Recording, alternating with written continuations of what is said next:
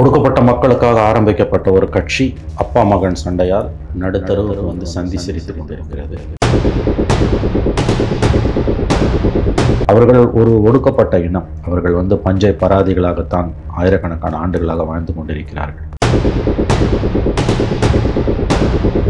அதிமுகவோடு போகாதீர்கள், பாஜகவோடு போங்கள் என்று திமுகவிடம் இருந்தும் சில வெகுமதிகள் அன்புமணிக்கு கொடுக்கப்பட்டிருக்கிறது. ஆகவே 3 தரப்பிலிருந்தும் அன்புமணிக்கு வெகுமதி கொடுக்கப்பட்டது. டாக்டர் ராமதாஸ் மேலே எனக்கு நிரம்ப மரியாதை இருந்தது, அன்புமணி மேலேயும் இருந்தது. ஆனால் இன்னைக்கு எல்லாம் சொக்கலாக உடஞ்சி சந்தி சிரிக்குது. எதுக்கு அந்த கட்சி இருக்கு? ஒரே ஒரு காரணம் சொல்லுங்க. 6 மாசமா அந்த சண்டை நடந்துட்டு இருக்கு. தான் மகனோட தனக்கு என்ன பிரச்சனை ராமதாஸால சொல்ல முடியாது. உள்ள மேல அப்பா வச்சிருக்க குற்றச்சாட்டும், அப்பா மேல புள்ள வச்சிருக்க குற்றச்சாட்டும் வெளியில பேச தகுதி இல்லாத, நம்ம பேசணும்னா நாக்கு கூசக்கூடிய விஷயம். இப்ப வந்து தகவல் என்ன 2 மணி நேரத்துல ராமதாஸ் அன்புமணி நீக்க போறாரு. இதான் சார் பிரச்சனை. ஓப்பனா சொல்றேன் சார், இது பார்க்கக்கூடிய வன்னிய சொந்தங்களுக்கு, என் அன்பு தங்கைமார்களுக்கு, தம்பிமார்களுக்கு, நான் இப்படிலாம் பேசுறவன் இல்லை, மன்னிக்கணும். இப்படி யாரை பத்தியும் குறை சொல்லி அவலமாலாம் நான் பேசவே மாட்டேன், மன்னிச்சிருங்க. அப்படி பேசுற டைப் இல்லை நான். ஆனா இன்னைக்கு பாமக நடக்கிறத பார்த்தா அருவருப்பா இருக்கு. தமிழ்நாட்டு மக்கள் பாட்டாளி மக்கள் கட்சியை முற்றிலுமாக நிராகரிப்பார்கள். நிராகரிக்க வேண்டும்.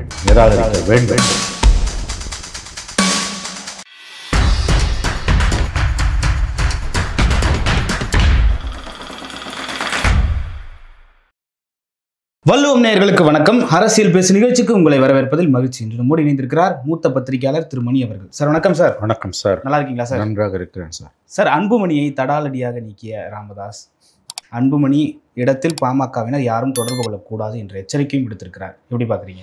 ஒடுக்கப்பட்ட மக்களுக்காக ஆரம்பிக்கப்பட்ட ஒரு கட்சி அப்பா மகன் சண்டையால் நடுத்தருவுக்கு வந்து சந்தி சிரித்து கொண்டிருக்கிறது. தலித் மக்களுக்கு இணையாக ஒரு அவலமான நிலையில், ஏழ்மையில் ஓட்டாண்டிகளாக வாழ்ந்து கொண்டிருப்பவர்கள் தான் வன்னியர்களும். அவர்களுடைய முன்னேற்றத்திற்காக ஆரம்பிக்கப்பட்ட கட்சி. அது ஒரு சாதி கட்சியாக இருந்தாலும் மற்ற சாதி கட்சிகளுக்கு கொடுக்கக்கூடிய அந்த ஒரு எதிர்மறையான கருத்தை நாம் பாட்டாளி மக்கள் கட்சிக்கு கொடுக்கக்கூடாது என்று கருதுபவர்களில் நானும் ஒருவன். ஏனெனில் அவர்கள் ஒரு ஒடுக்கப்பட்ட இனம். அவர்கள் வந்து பஞ்சை பராதிகளாகத்தான் ஆயிரக்கணக்கான ஆண்டுகளாக வாழ்ந்து கொண்டிருக்கிறார்கள். வன்னியர் சங்கம் ஆரம்பித்து அது பாமகவாக முகிழ்த்த பிறகு கடந்த 35 ஆண்டுகளுக்கு மேலாக அவருடைய வாழ்க்கையில் ஓரளவுக்கு முன்னேற்றம் ஏற்பட்டிருக்கிறது என்பது உண்மை. 35 ஆண்டுகளுக்கு முன்பு வன்னியர்கள் இருந்த நிலையை விட இன்றைக்கு அவர்கள் முன்னேறிய நிலையில் இருக்கிறார்கள், ஓரளவுக்கு முன்னேறிய நிலையில் இருக்கிறார்கள் என்பது உண்மை. IAS அதிகாரிகளாக, IPS அதிகாரிகளாக, IRS அதிகாரிகளாக, மாநில அரசின் குரூப் 1 தேர்வு எழுதி உயர்ந்த பதவிகளில் இருப்பவர்களாக, மருத்துவர்களாக, பொறியியல் வல்லுநர்களாக, வழக்கறிஞர்களாக, தொழில் முனைவோராக, இன்று பல துறைகளிலும் இன்றைக்கு வன்னியர்கள் ஆண்களும் பெண்களும் முன்னே வந்திருப்பதற்கு டாக்டர் ராமதாஸ் அவர்களுடைய அரசியல் ஒரு முக்கிய பங்காற்றியது என்பதை யாரும் மறுக்க முடியாது, குறைகள் எவ்வளவு இருந்தால். அந்த கட்சி இன்றைக்கு அப்பா மகன் சண்டையால் நடுத்தருவுக்கு வந்து சந்தி சிரிக்கிறது. என்னதான் பிரச்சனை அப்பா மகனுக்குன்னு பார்த்தீங்கன்னா, உருப்படியாக ஒரு காரணத்தை அப்பாவாலையும் சொல்ல முடியல, மகனாலையும் சொல்ல முடியல. தெளிவாக சொல்கிறதுனா, ரொம்ப கட்டியமான மொழியில் சொல்கிறதுனா, வளங்களை பிரித்து கொள்வதில் அப்பாவுக்கும் மகனுக்கும் வந்த சண்டை தான் நடுத்தருவுக்கு வந்திருக்கு. அதுவும் தேர்தல் நெருங்கி வருது. எந்த கட்சியோட கூட்டணி வைக்கிறாங்களோ அங்கிருந்து அவர்களுக்கு வர வேண்டியது வரும். 24 தேர்தலில் பாஜக, அதிமுக, ஏன் திமுகவிடம் இருந்தும் பாமகவுக்கு, அன்புமணி தரப்புக்கு போக வேண்டியது போனதாகத்தான் வந்து ரொம்ப ரொம்ப நம்பகத்தன்மை உள்ளவர்கள் சொல்லுகிறார்கள். பாஜகவோடு கூட்டணி போவதற்காக பாஜக கொடுக்க வேண்டியதை கொடுத்தது. அதற்கு முன்பாகவே அதிமுகவிடமிருந்து பெற வேண்டியதை பெற்றுக்கொண்டார்கள். நீங்கள் அதிமுகவோடு போகாதீர்கள், பாஜகவோடு போங்கள் என்று திமுகவிடமிருந்தும் சில வெகுமதிகள் அன்புமணிக்கு கொடுக்கப்பட்டிருக்கிறது. ஆகவே 3 தரப்பிலிருந்தும் அன்புமணிக்கு வெகுமதி கொடுக்கப்பட்டது. அந்த வெகுமதி 3 தரப்பிலிருந்தும் வாங்கினது ராமதாஸுக்கு பெரியவருக்கு பிரச்சனை கிடையாது. வழக்கமாக இந்த மாதிரி தேர்தல் நேரத்தில் அந்த மாதிரி வெகுமதிகள் வரும்பொழுது வந்து அதை சமமாக அவர் பிரித்து கொடுத்துருவார். 3 ஷேர், 4 ஷேர், 2 பொண்ணுங்களுக்கு ஆளுக்கு ஒரு ஷேரு, பிள்ளைக்கு ஒரு ஷேரு, தனக்கு ஒரு ஷேரு, கட்சிக்கு ஒரு ஷேர்னு வச்சுப்பார். நான் சொல்கிறது வந்து வெகுமதிகள், வளங்கள். ஓகே, பணம்லாம் நீங்கள் தப்பாக புரிஞ்சுக்கூடாது. அப்படி புரிஞ்சுக்கிட்டிங்கன்னா அது உங்கள் தப்பு. நான் எங்கேயுமே அந்த மாதிரி சொல்லலை, புரியுதுங்களா? அது பகவத்கீதையாக இருக்கலாம், குரானாக இருக்கலாம், திருமூலர் மந்திரமாக இருக்கலாம், கம்பராமாயணமாக இருக்கலாம். அந்த மாதிரி வந்து ரொம்ப வெகுமதிகள் வளங்கள் கொடுக்கப்படுகிறது. அதை புள்ள மொத்தமாக எடுத்துன்னு போயிட்டாருன்றதான் அப்பாவுக்கு இருக்க பிரச்சனை. இப்போ வரப்போகிறது அசம்பிளி எலெக்ஷன். பார்லிமெண்ட்டை விட இங்கே வந்து வெகுமதிகள் அதிகம் கிடைப்பதற்கு வாய்ப்பு உண்டு. யாரு கூட போனாலும் வாய்ப்பு உண்டு. இன்னொன்று, மற்ற எல்லா கட்சிக்கும் இல்லாத ஒரு தனிச்சிறப்பு என்னென்னா, மற்ற கட்சியெலாம் யாரோட கூட்டணி சேர்றாங்களோ அங்கேருந்து தான் வெகுமதி வரும். பாமகவுக்கு இருக்கக்கூடிய சிறப்பு அந்தஸ்து என்னென்னா, அவங்க யாரோட கூட்டணி போகிறாங்களோ அவங்ககிட்டருந்து வெகுமதி வரும். இன்னொரோட போகாதன்னு திமுக கிட்டேருந்து ஒரு வெகுமதி வரும். ஓகே, புரியுதுங்களா? குறைஞ்சது 2 பக்கமாவது அவங்களுக்கு வெகுமதி வரும். பார்லிமெண்ட்டில் கின்னஸ் ரெக்கார்டாக 3 பக்கத்துலேருந்து வந்தது அவங்களுக்கு. இதுதான் சார் பிரச்சனை. ஓப்பனாக சொல்கிறேன் சார். இது பார்க்கக்கூடிய வன்னிய சொந்தங்களுக்கு, என் அன்பு தங்கைமார்களுக்கு, தம்பிமார்களுக்கு, அன்னைமார்களுக்கு எல்லாருக்கும் தெரிஞ்ச விஷயம் தான். நான் இப்படிலாம் பேசுகிறவன் இல்லை, மன்னிக்கணும். இப்படி யாரை பற்றியும் குறை சொல்லி அவலமாலாம் நான் பேசவே மாட்டேன், மன்னிச்சிருங்க. அப்படி பேசுகிற டைப் இல்லை நான். ஆனால் இன்றைக்கி பாமகவில் நடக்கிறத பார்த்தா அருவருப்பாக இருக்குது. அந்த கட்சியோட ஆரம்ப காலத்துலேருந்து நான் அந்த கட்சியை பார்த்துட்ருக்கேன். டாக்டர் ராமதாஸ் மேலே எனக்கு நிரம்ப மரியாதை இருந்தது, அன்புமணி மேலேயும் இருந்தது. ஆனால் இன்றைக்கி எல்லாம் சொக்கலாக உடஞ்சி சந்தி சிரிக்குது. எதுக்கு அந்த கட்சி இருக்கணும்? கட்சி முடிஞ்சிச்சு, எழுதி வச்சுக்கோங்க. இந்த தேர்தலில் வந்து யாரோட இவங்க கூட்டணி போனாலும் மிக மோசமான தோல்வியை சந்திப்பார்கள். தமிழ்நாட்டு மக்கள் பாட்டாளி மக்கள் கட்சியை முற்றிலுமாக நிராகரிக்க வேண்டும். ஒடுக்கப்பட்ட வன்னியர் மக்களுக்காக வேறு ஏதாவது அமைப்புகள் தோன்றட்டும். இந்த ரூபத்தில் இருக்கக்கூடிய அந்த கட்சியை மக்கள் நிராகரிப்பார்கள். ஒரே ஒரு காரணம் சொல்லுங்கள். 6 மாதமாக இந்த சண்டை நடந்துகிட்ருக்கு. தான் மகனோட தனக்கு என்ன பிரச்சனை ராமதாஸால் சொல்ல முடியுதா? ஏதோ சொல்லிட்டு பேசுகிறாரு. உண்மையான பிரச்சனைக்கு ஏன் வரமாட்டேன்றாங்க? அதே மாதிரி அன்புமணி வந்து அப்பாவோட இருக்க பிரச்சனை பற்றி, உண்மையான பிரச்சனை பற்றி ஏன் பேச மாட்டேன்றாரு? இதுக்கு நடுப்புற வந்து அவலமான பல விஷயங்கள் அரங்கேறின. பெரியவர் டாக்டர் ராமதாஸை பற்றி வாய் கூசக்கூடிய விஷயங்கள். நீங்கள் நானும் அதை பேச முடியாது. இந்த விஷுவல்ஸை கூட தயவு செஞ்சு போட்டுறாதீங்க. விஷுவல்ஸை போட்டிங்கன்னா அது நான் சொல்கிறதுக்கு ஈக்குவல் ஆகிடும். எல்லாருக்கும் தெரிஞ்ச விஷயந்தான். ஏன்னா வேற ஒரு தொலைக்காட்சியில் நான் பேசும்போது இதே தான் பேசினேன். அவங்க அந்த விஷுவலில் போட்டாங்க. ரொம்ப அருவருப்பானது அது. அதுக்கு நான் அவங்க பேரை சொல்லிடலாம். நான் யாரையும் அந்த மாதிரி பேசுகிறவங்க கிடையாது. என்னன்றது எல்லாருக்குமே தெரியும். யோசிச்சு பாருங்கள். இதுக்காக மக்கள் உங்களுக்கு ஓட்டு போட்டாங்க. மக்கள் ஒன்றும் உங்கள் அடிமைகள் இல்லை. வன்னியர் சமூகத்து மக்களோ அல்லது ஒடுக்கப்பட்ட மக்களோ உங்கள் அடிமைகள் இல்லை. அவன் கஞ்சுக்கும் கூழுக்கும் அலைஞ்சிக்கிட்டு ஓட்டாண்டியாக சுற்றிக்கிட்டு இருக்கான். அதான் சொல்கிறேன், தலித்துகளுக்கு இணையாக தான் வன்னியர்களோட நிலைமை இன்னமும் இருக்குது. அவங்க ஒடுக்கப்பட்ட இனம்தான். அதனால தான் வன்னியர் சங்கத்தை பாட்டாளி மக்கள் கட்சியை நான் ஜாதி கட்சின்னு எடுத்துக்க மாட்டேன்றேன்னா, ஒடுக்கப்பட்ட மக்களுக்கான ஒரு கட்சி அது.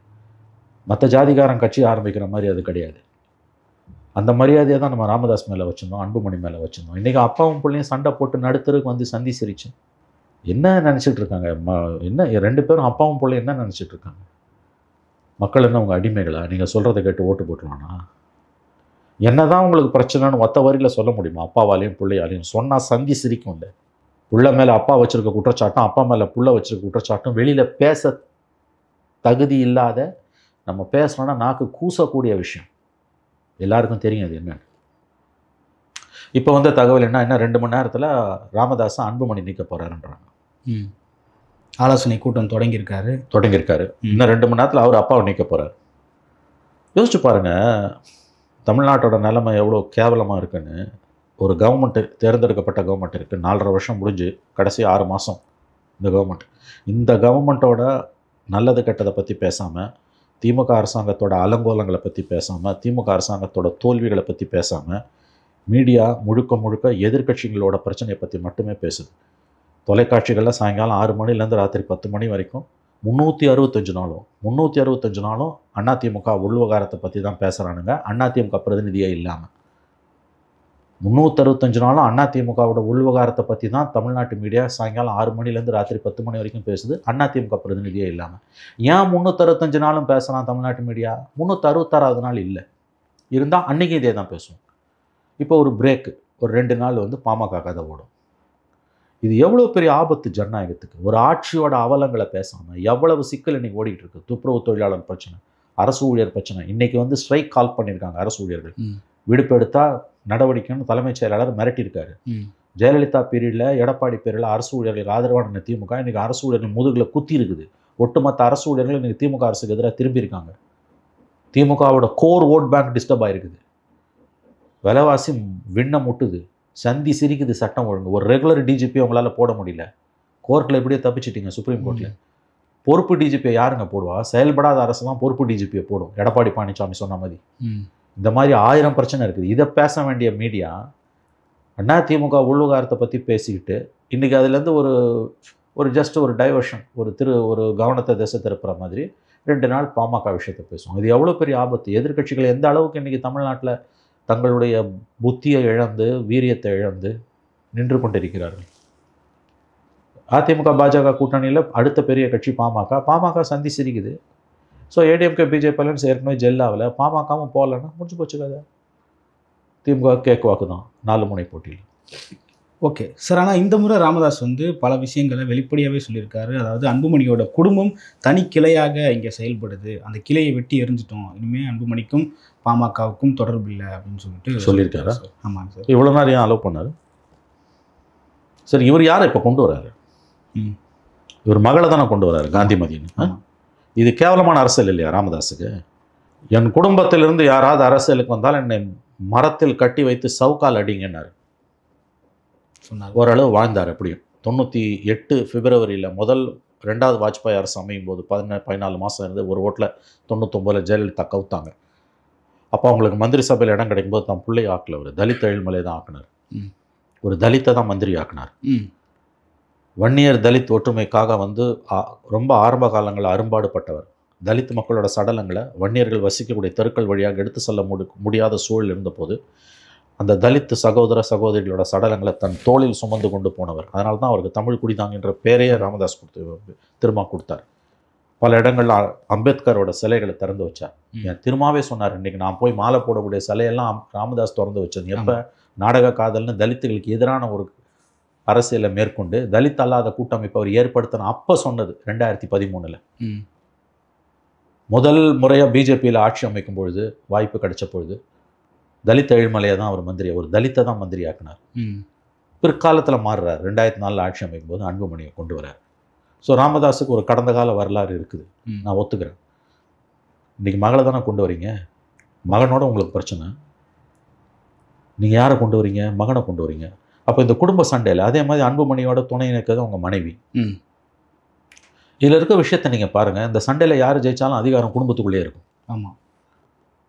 கலைஞர் என்ன பண்ணுவார், எல்லா கோஷ்டியும் வச்சுருப்பார், தானே ஒரு கோஷ்டியாக இருப்பார்.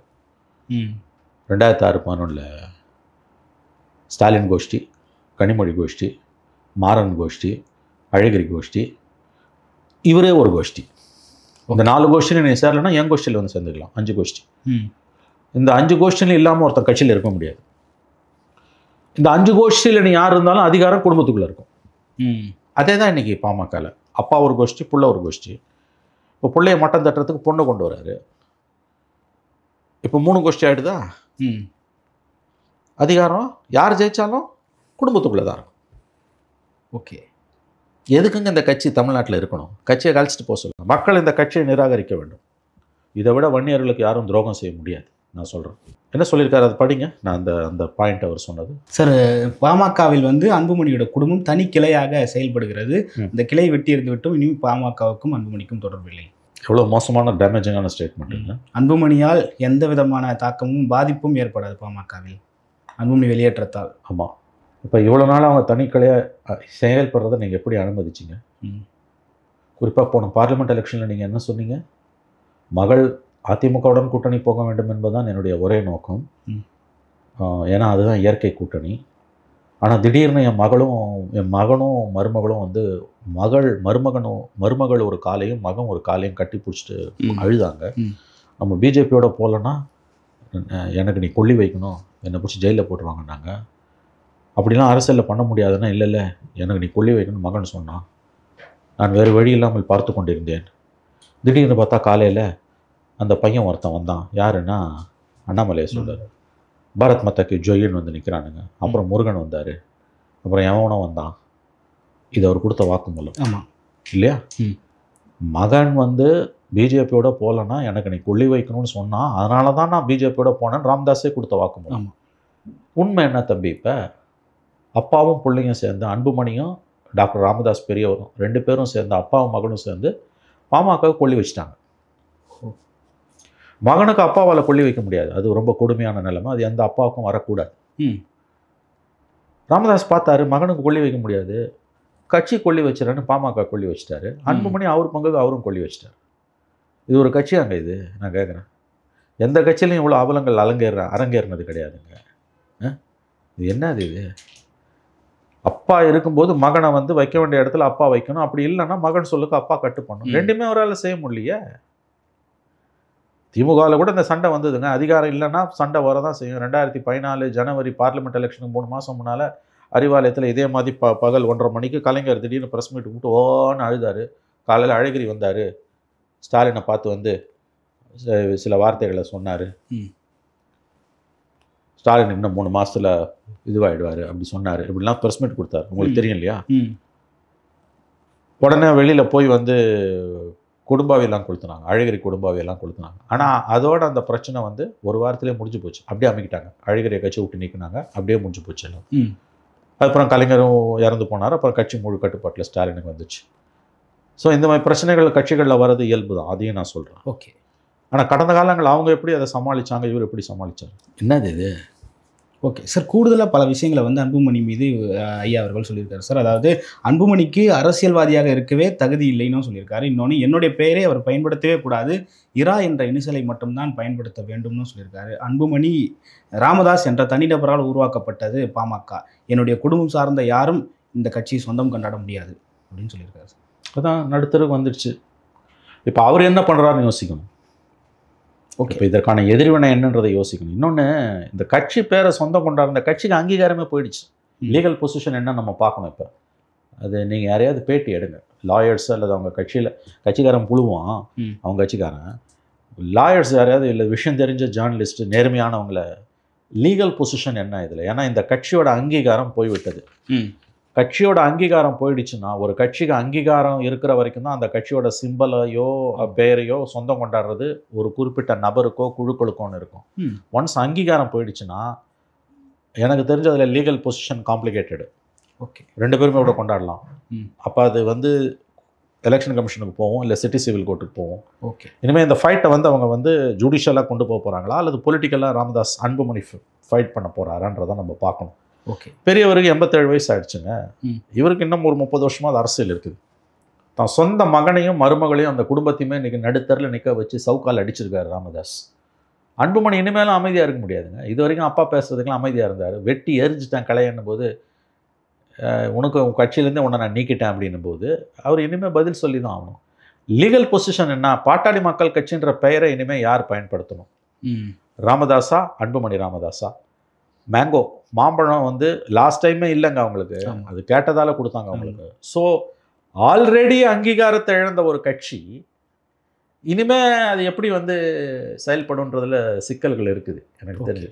சார், ஒட்டுமொத்த இதோட விளைவு என்னென்னா சார், இவங்க அடுத்த எலெக்ஷனில் ஏடிஎம்கே பிஜேபி கூட்டணிக்கு தான் போகிறாங்க. நேச்சுரல் அலையன்ஸ் அவங்களுக்கு இதுதான். இன்னமும் மோடியை புகழ்ந்து தான் ராமதாஸ் பேசிகிட்டு இருக்காரு.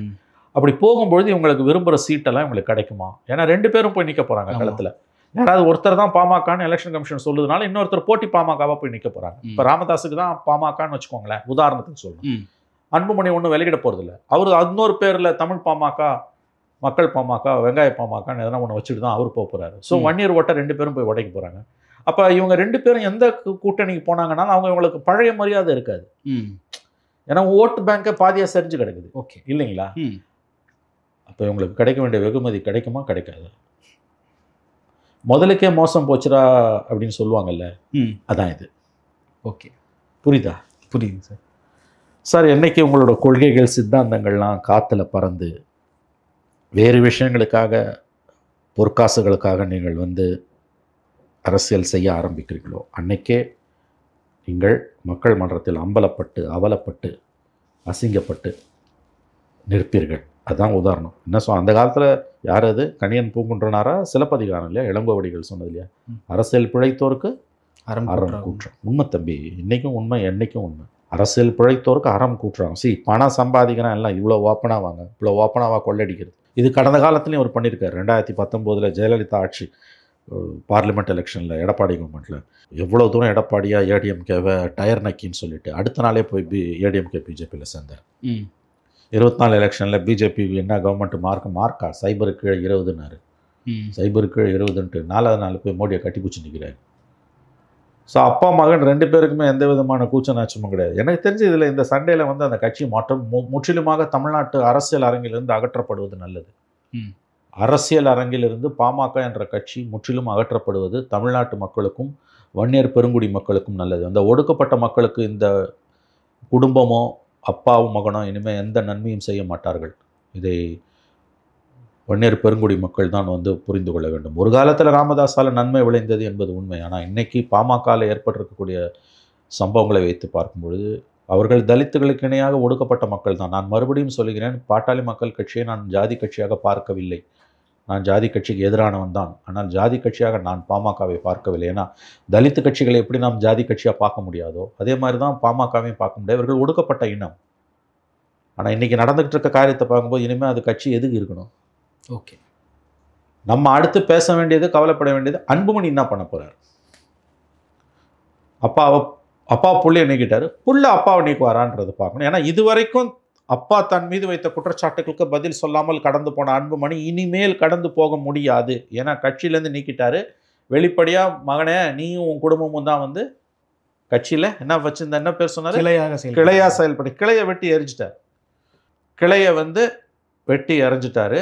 வேறு நின்றுக்கிட்டு இருக்குது. எவ்வளோ நாளைக்கு மரம் மூல மரம் நிற்கும் நமக்கு தெரியாது. வெட்டி எறியப்பட்ட கிளை என்ன செய்ய போகிறது என்பதும் நமக்கு தெரியாது.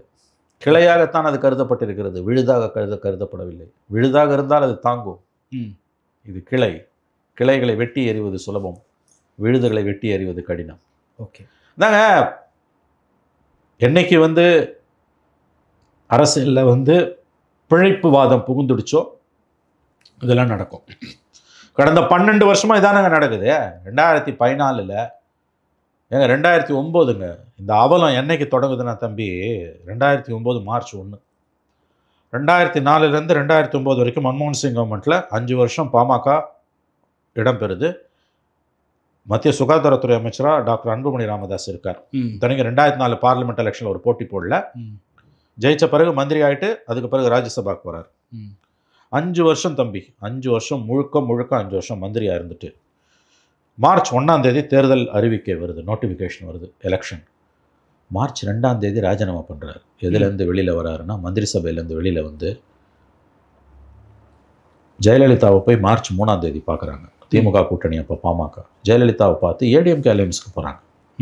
நல்லா கவனிங்க, full 5 years DMK PMK Congress அலையன்ஸில் யூபிஏல இருந்துட்டு நோட்டிஃபிகேஷன் வந்து அடுத்த நாள் வெளியில் வந்து அதுக்கு அடுத்த நாள் ஏடிஎம்கேல போய் ஜெயலலிதா 7 சீட்டு கொடுத்தாங்க.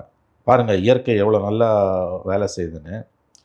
ADMK CPI CPM MDMK PMK alliance, இந்த பக்கம் திமுக காங்கிரஸ் அலையன்ஸ்.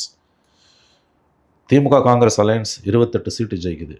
ஏடிஎம்கே அலையன்ஸ் 12 சீட்டு, ஏடிஎம்கே 9 சீட்டு, சிபிஐ சிபிஎம் எம்டிஎம்கே தலா 1 சீட்டு 12 சீட்டு, பாமக 7 சீட்டு சைபர். ஓகே, துரோகம், பச்சை துரோகம் அன்னைக்கு ஆரம்பிக்குது இது. அதோட விளைவு என்ன ஆச்சு இவருக்கு? அந்த 5 வருஷம் அதுக்கு பிறகு 11ல் அதே ஏடிஎம்கே அலையன்ஸில் நின்றுந்தா கூட தப்பிச்சிருப்பாங்க. 11ல் மறுபடியும் திமுக அலையன்ஸ் ஓடி வந்து 30 சீட் வாங்கி 3 சீட்டு ஜெயிச்சாங்க காலிக்கு. 14ல் மோடி வந்தோடனே இவங்களுக்கு நெருக்கடி முத்துது. ஏன்னா இவர் சுகாதாரத்துறை அமைச்சராக இருந்தபோது 2 மருத்துவக் கல்லூரிகளுக்கு அனுமதி வழங்கியதில் ஏற்பட்ட முறைகேடு, 2 சிபிஐ கேஸ் பெண்டிங். அதனால தான் 14ல் போய் பிஜேபியில் சேர்ந்து, ஆனால் தப்பிச்சார். அதில் தருமபுரியில் இளவரசன் திவ்யா இஷ்யூவால் தப்பிச்சு எம்பி ஆகிட்டார். 19ல் அதே தருமபுரியில் தோத்தார். ஆனால் ராஜ்யசபாக்கு போகிறாரு. ராஜ்யசபாக்கு போனார் ஒழிய பார்லிமெண்ட்டுக்கு போகிறதே கிடையாது. 24ல் வந்து ஏடிஎம்கே அலையன்ஸ் பேசி முடிச்சிட்டாங்க. எல்லாம் 6 சீட்டாக என்னமோ பேசிட்டாங்க, 6 சீட்டோ 8 சீட்டோ பேசினது கடைசி நேரத்தில் பிஜேபிக்கு போகிறார். ஏடிஎம்கே போய் 8 சீட்டை அவர் தருமபுரியில் அந்த அம்மா ஜெயிச்சிருப்பாங்க, சௌமியா அதுவும் போச்சு. அதுக்கு பிறகு மகனுக்கும் அப்பாக்குமான சண்டை. அந்த 24 பார்லிமெண்ட் எலெக்ஷனில் அவர் பண்ண காரியம் நான் சொன்னல, 3 பார்ட்டி ஃபார்முலா, அதோட விளைவு தான் ராமதாஸ் பேச ஆரம்பித்தது. இன்றைக்கி இங்கே வந்து நிற்குது. இனிமேல் அது ஃப்ரீ ஃபார் ஆல். 2 கட்சிக்கும் எப்படியும் கட்சி வந்து 2ஆக இனிமேல் செயல்படும். மூஞ்சி போச்சு கதை, அவ்வளோதான். இது இவங்களை யாரும் மதிக்க மாட்டாங்க. திமுக கூட்டணிக்கு போனாலும் மரியாதை இருக்காது, அண்ணா திமுக கூட்டணிக்கு போனாலும் மரியாதை இருக்காது. வன்னியர் அரசியல் ஒரு திருப்பு முனையில் நின்று கொண்டிருக்கிறது. ஒடுக்கப்பட்ட அந்த மக்களுக்கு இனிமேல் புதிய கட்சி தான் தேவை என்னை பொறுத்த வரைக்கும். இவங்க 2 பேரையும் வன்னிய பெருங்குடி மக்கள், அப்பா மகன் ராமதாஸ், அன்புமணி ராமதாஸ் 2 பேரையும் என்னை கேட்டால் மக்கள் தூக்கி எறிய வேண்டும், அரசியல் களத்திலிருந்து தூக்கி எறிய வேண்டும். ஓகே சார், இதே போல் அதிமுகவிலையும் தொடர்ந்து பிரச்சனைகள் வந்துட்டு இருக்கு. செங்கோட்டையன் போயிட்டு வந்தார். இப்போ நயினா நாகேந்திரன் வந்து இது செங்கோட்டையன் போயிட்டு வந்ததுக்கு இபிஎஸ் அதிருப்தி தெரிவித்ததாக திரும்ப போய் அமித்ஷாவை பார்த்துட்டு வர போகிறாருன்ற தகவல்லாம் வந்திருக்கு.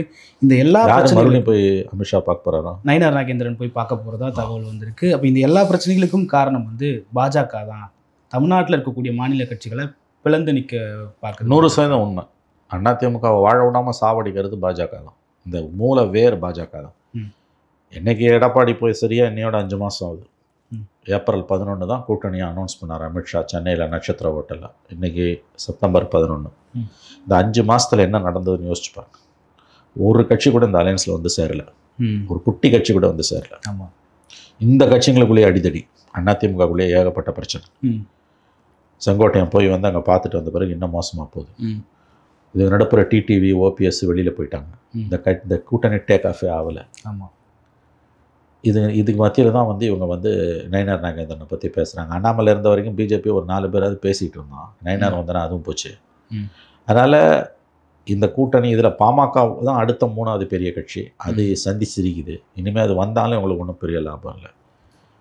அதனால் இந்த alliance ADMK BJP alliance collapse ஆகி தான் நிற்குது. ஏடிஎம்கேக்குள்ளே இருக்கக்கூடிய பிரச்சனைகள் மேலும் மேலும் நாளுக்கு நாள் மோசமாகுது. இது இப்படியே போச்சுன்னா 4 முனை போட்டியில் திமுகவுக்கு கேக்வாக்கு பிரமாதமாக திமுக ஜெயிச்சு முத்துவேலு கருணாநிதி ஸ்டாலின் அவர்கள் 2வது முறையாக முதலமைச்சராக பொறுப்பேற்பார். அதை நாம் அனைவரும் கண்குளிர கண்டு ரசிப்போம். ஓகே, இது ஒன்று தான் அதிமுக பாஜக கூட்டணியோட நண்பனை நான் புரிஞ்சுக்கிறேன். ஓகே சார், டிடிவி அவர்கள் சொல்லியிருக்காரு என்டிஏவில் முதல்வர் வேட்பாளராக இபிஎஸ் இல்லாமல் வேறு யாராவது மாற்றினா நான் மீண்டும் என்டிஏவில் வந்து இணைய தயார் அப்படின்னு சொல்லியிருக்காரு. அதை மாற்றினாலும் மாற்றாட்டியும் அவர் இணைவார். நான் சொல்கிறேன் கேட்டுக்கோங்க. டிடிவியோ ஓபிஎஸ்ஸோ அமித்ஷாவோட இறுதி வார்த்தையை மீறி வெளியே எங்கும் போக முடியாது. அவர்களுக்கு நிர்பந்தங்கள் அதிகம். ஓகே, டிடிவியும் ஓபிஎஸும் குறிப்பாக டிடிவி இறுதி முடிவு அமித்ஷா கையில் இருக்கிறது. இவங்களெல்லாம் நீங்கள் பேசுங்க, கொஞ்ச நேரம் பேசுங்கன்னு அமித்ஷா விட்டு வேடிக்கை பார்த்துட்ருக்கார்.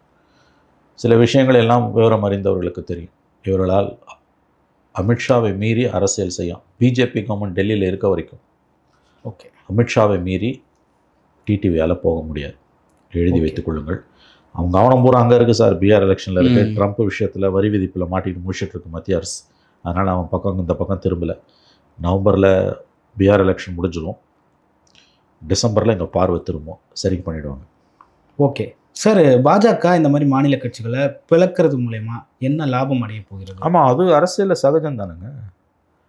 அவங்க பலவீனமாக இருக்க மாநிலங்களில் மாநில கட்சிகளை பிளந்து அவங்க வளரணும்னு விரும்புகிறாங்க. அதான் அரசியல். அது எப்படி தப்புன்னு சொல்லுவேன்? காங்கிரஸ் செய்யலை, திமுக செய்யலை, கருணாநிதி உடைக்காத கட்சி உண்டா தமிழ்நாட்டில்? அதுதானங்க அரசியல்.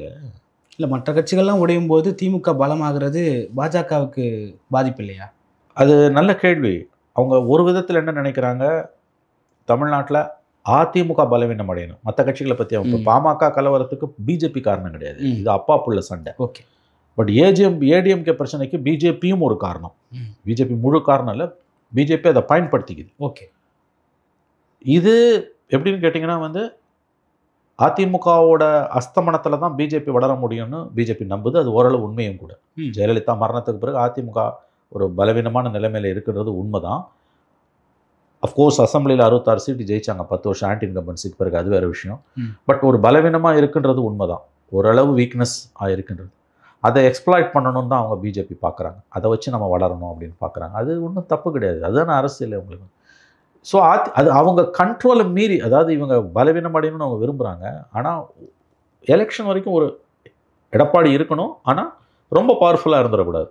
நம்ம கட்டுப்பாட்டுக்குள்ளே இருக்கணும், நம்ம கட்டுப்பாட்டுக்குள்ளே இருக்கணும் அவங்க நினைக்கிறாங்க. ஆனால் இவங்க நினைக்கிறத மீறி அது பலவீனமாகும் போது அவங்களுக்கு அது தலைவலி ஆகுது.